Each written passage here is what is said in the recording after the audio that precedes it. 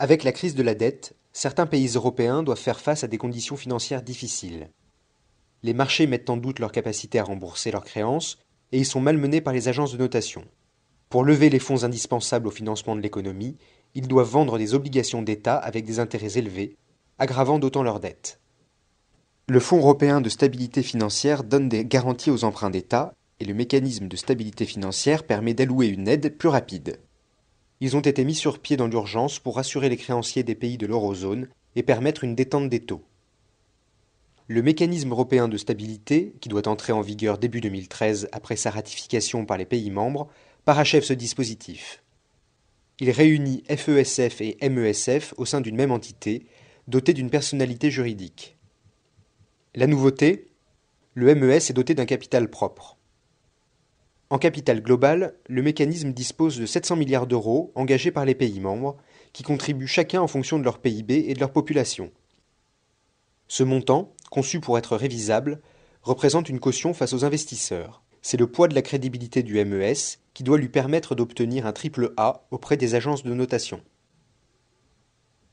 Mais, sur ces 700 milliards, seuls 80 sont concrètement versés par les États membres, par tranche de 20% sur 5 ans.